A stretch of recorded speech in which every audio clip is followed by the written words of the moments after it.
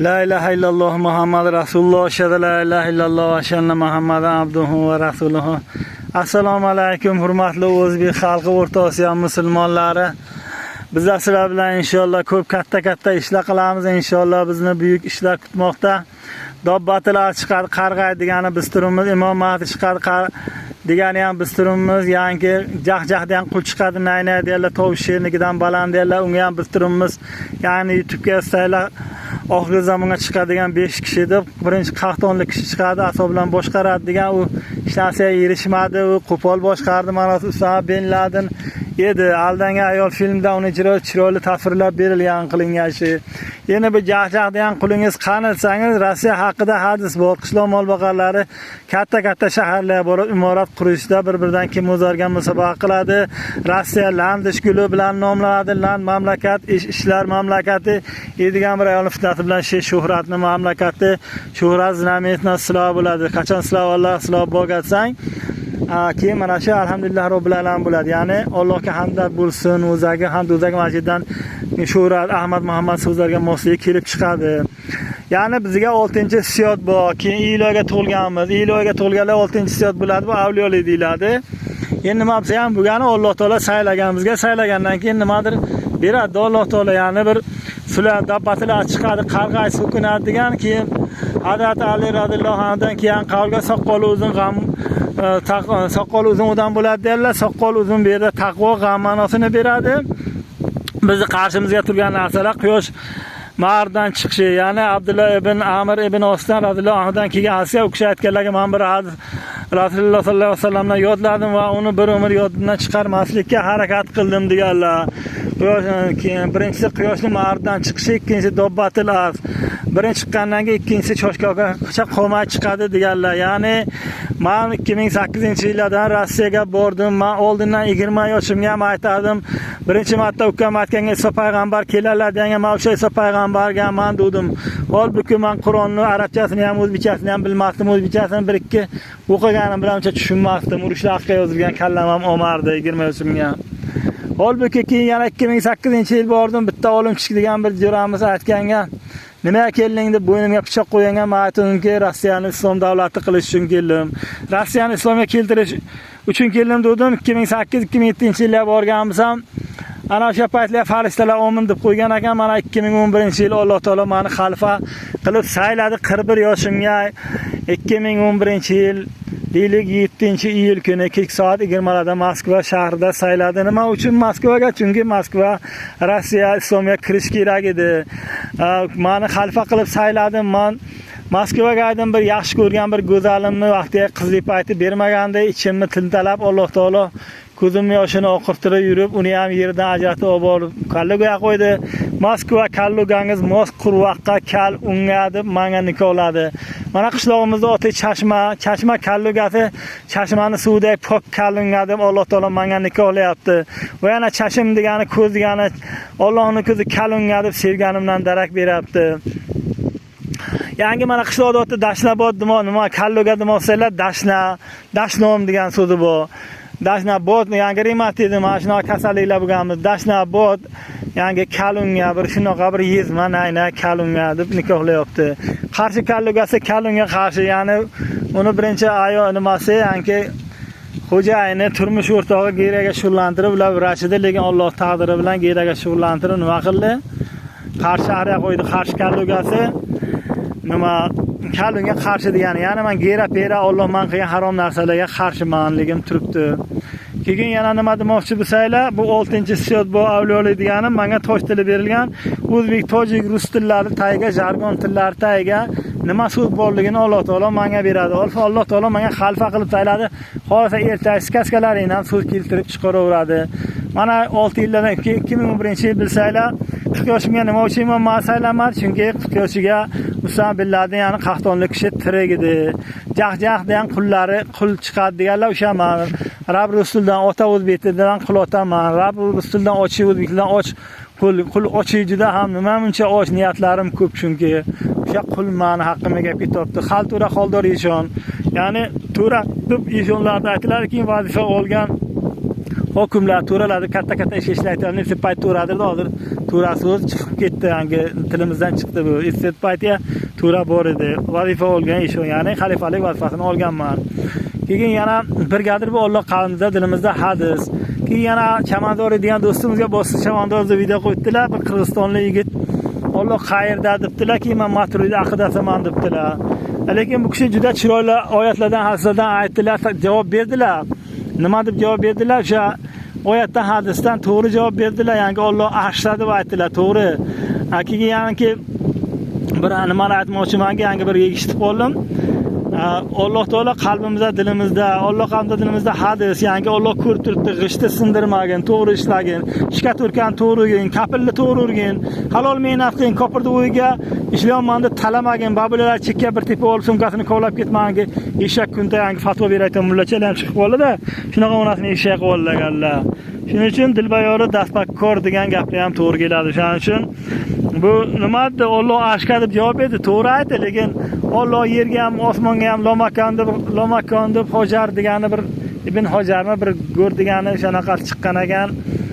Qarshi da'vat qilmoq, u ham bir nima shunaqa gaplar bilan fiqqa bo'lib ketdi. Buni oyatda, buni hadisda yodlaymansam qanchadan qancha kitob o'qishim kerak, qanchadan qancha dabdala bo'lishim kerak, kitoblar turish kerak meni o'yimga. Bu kitoblarni o'qib chiqishim kerak. Men tomorqaga jarri g'or baxini urib, baxini surib o'zi bir hosilga kirdirishdi, o'zi bir azob, toshini ter, boshqasini ter, uni namgarchiligini yo'qotmaslik uchun tagiga yangi nima qilish kerak? Mol go'ngidan solish kerak. Uni qalinroq solib qo'ysangiz oqarib ketadi. Uni yupqa qilib, chiroyli qilib solish kerak. Yoshim ketdi, kuchim ketdi, quvvatim ketib boryapti. Alloh taolo meni 41 yoshga xalifa qilib saylaganmisa, mana 15 yildan beri hech narsa yo'q. O'sha 2011-yilda Suriyadan boshlandi, fitna Suriyadan boshlanadi deyarlar. Ana Dog'istonlik mulla aytgan maktab devoriga "Sening vaqting o'tdi, doktormi, seni payting ketdi" degan doktor deganda o'sha basharat Asad sistemasi mana ko'rdinglar 15 yil o'tdi, kiskapanaga kirdi. Yoniga bashar yangi asharami degani keldi, soqqollari chiroylikkina, kostyumlarga galstuklar taqib olgan. Sizlar Imom Mahdi va holangi Rasululloh sollallohu alayhi vasallam aytganlarki, mana Shomni lozim tutinglar deganlar, Yamanni lozim tutinglar. Mana Yamanni ko'rib turibsizlar. Nima qilyapti? Amerikani kemalarini solyapti dengizga. Nima bo'ladi? Eronga o'xshab, vayroni qissa kapan bo'ladi. Chunki Yamandan o't chiqadi, olov chiqadi derlar. Bu yadro urushiga ham taalluqli bu. Shuning uchun nima qilish kerak? Yevriyni islomga kiradimi, yo'qmi bilmadim. Ahli kitobni da'vat qilish kerak. Hech qachon Qur'on Karimga ham yomonlangan, qanchalab u Muso alayhisalomni o'g'ritgan bu qavm. Vaholanki mana o'sha yangi Abdurahmon Chamandoring taqsir desang, taqsir nima deydi? Jonsang, aka, uka bir narsa gapirish qiyin. Bu chiroyli bunga o'xshaganlar nima bo'ladi? Jahannamga. Bu chiroyli, lekin Allohga da'vat qilyapti. To'g'ri. Oyatlar, hadislar bilan aytibdi. Alloh arshga deyapti. Chunki yangi nima degan ekanlar? Bitta shu bugun eshitib qoldim ma'ruzaniki, Rasululloh sollallohu alayhi vasallam o'tdiganlarga Abu Bakr Siddiq bilan roziyallohu anhu bilan yonma o'tdilar, bir kishi kelib yomonlar urdi. Rasululloh sollallohu alayhi vasallam indamay turgan ekanlar, Abu Bakr Siddiq ham indamabdilar. O'shanga Rasululloh sollallohu alayhi vasallam o'tdigan ekanlar. Keyin Abu Bakr Siddiq o'zini oqlay boshlab gapirib ketganga gap qaytarganga Rasululloh sollallohu alayhi vasallam tukilib ketdilar. O'shanga nima tukilib ketdingiz deb so'raganlarga, yani gap qarmay turganga Alloh farishta kelib turdi, seni himoya qilib turdi. Ana gap qaytarib boshlading, ana seni shayton yegallab keldi degan ekanlar. O'shanga o'xshab aytmoqchimanki, men nima qilish uchun gapiraman? Buni yaxshi kishilar buni yaxshi javob beryapti, lekin internetga chiqib olib, sanlar Qur'ondan, hadisdan qaytarib uraversan, bu galdirlar yangi men Maturidi aqidasam, baloni atadasam deb turaversa, Alloh qayerda deb turaversa, hayo qilmasa, Allohda sura Alloh arshga deydi, yangida janjallashganingdan, talashganga tashlov degan gap bor. Tavba qildim, astag'firulloh.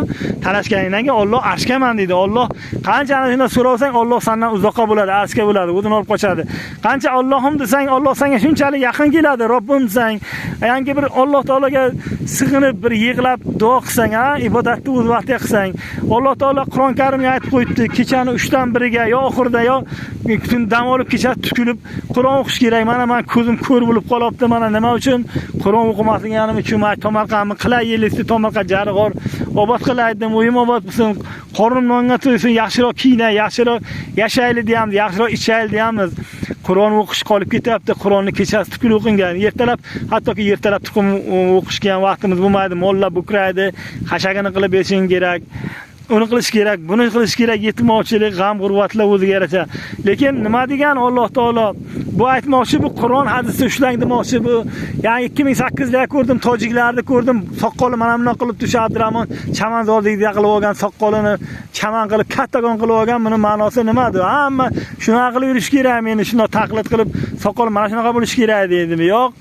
Shunaqa qilib yuradi desang, yerliklarni ko'zga ko'rmaysan, yerliklar senga solib qo'ysa, yangi dangillatib, davlating bilan, mamlakating bilan bu baxini urib kelibdi, sanlardan urib ketsa, sanlar yevridan xitirroq bo'lishing kerak. U paytlar Rasululloh sallallohu alayhi vasallam nima deyarlar? Yani xristianlarga soqqoling o'xshamasligi uchun ular bilan jang qilyapsan, qilich bilan bir-birini o'ldirgan payt, mana musulmon ekan deb soqqolga qarab sherigingni taniysan, o'ldirmaysan. Endi hozir sanlar Amerikaga yuribsan, Yevropaga yuribsan, hattoki ismingni ham bir balolar qo'yib olgansan, ismingni ham qo'ymaysan. Mayli xohlaganingni qo'yavergin, mayli, men unga qarshiligim yo'q. Barib Allohning nomidan gapiryapsanlarmi? Alloh deyapsanmi? Alloh degan bo'lsang, hozir muammo nimada? Muammo g'arb mamlakatlari islomga kirishi, quyosh mag'ribdan chiqishi degani g'arb mamlakatlari islomga kirish kerak. Ey Chamanzor, sen menga bo'ysungin, yergashgin kanalingdan onasini emsi nima qilgan abro yangi kunta deb tavba qildim. Kunta ya'ni nimada kunta deganing? Ya'ni Qur'onni to'liq olmayaptimi? O'rta qilib ishlayaptimi? Na erkak, na ayol. Ya'ni dinni to'liq oling deyilgan, to'ks ergashing deyilgan, bo'ysuning deyilganmi? O'shanga olib kelish uchun nima qilish kerak? Mana men it yildan xurishim kerak. Bo'lmaganga ham uraman.